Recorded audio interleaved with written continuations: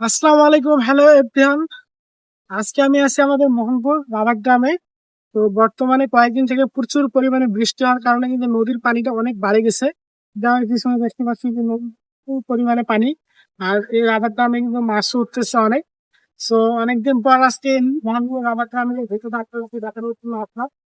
তো দেখতে পাচ্ছেন যে নদীতে কি পরিমাণে পানিটা বাড়ছে।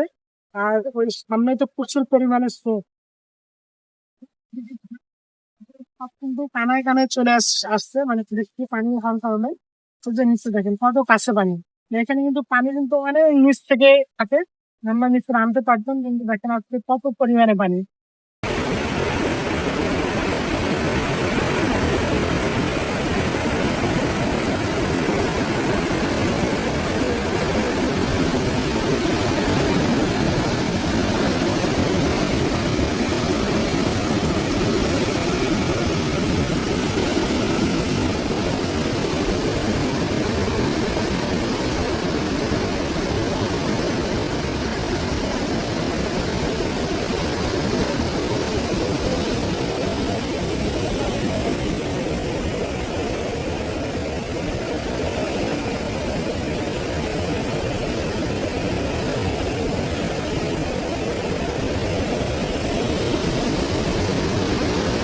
বর্তমানে মোহনপুর নদীর রাবার ড্যামের অবস্থা কিন্তু খুবই ভয়ঙ্কর। দেখেন এই ভিডিওটা কিন্তু কালকের ছিল, আর আজকে মনে হয় পানি আরো বাড়ে গেছে। আজকে আমি এখনো যাইনি।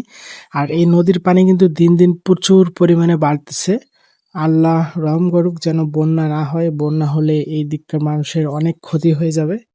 দেখেন কি পরিমাণে নদীতে স্রোত যাচ্ছে, প্রচুর পরিমাণে স্রোত। দিন দিন কিন্তু নদীর পানি প্রচুর পরিমাণে বাড়তেছে। আর এটা দেখার জন্যই মূলত আসছিলাম নদীতে, যে কি অবস্থা নদীর। সো আসি দেখতেছি চারিদিকে শুধু মাছ মারতেছে। নদীতে কিন্তু প্রচুর পরিমাণে মাছ। বন্যা যেহেতু অন্যান্য জায়গায় হচ্ছে, সেজন্য নদীতে প্রচুর পরিমাণে মাছ। এই যে চটকাগুলো দেখতে পাচ্ছেন, এগুলোতে কিন্তু প্রচুর পরিমাণে মাছ ওঠে। অনেক বড় বড় মাছও ধরা পড়ে। সো আমি ওইদিকে আর গেলাম না, কারণ দেখেন এইখান থেকে কিন্তু পুরোটা দেখা যাচ্ছে। পুরো নদী যেদিকে দু চোখ যায় শুধু পানি আর পানি। মানে কানায় কানায় পরিপূর্ণ। হয়তো আজকের দিনটা গেলে কালকে আরো এটা ভরে যাবে। এরকম মানে দিনে ১-১.৫ হাত করে নাকি পানি বাড়তেছে নদীর। সো দেখেন একবারে কিন্তু খুব কাছাকাছি পানি মনে করেন যে চলে আসছে। দেখেন কি অবস্থা। আল্লাহ রহম করুক যেন বন্যা না হয়। দেখেই কিন্তু ভয় লাগতেছে যে পরিমাণে স্রোত।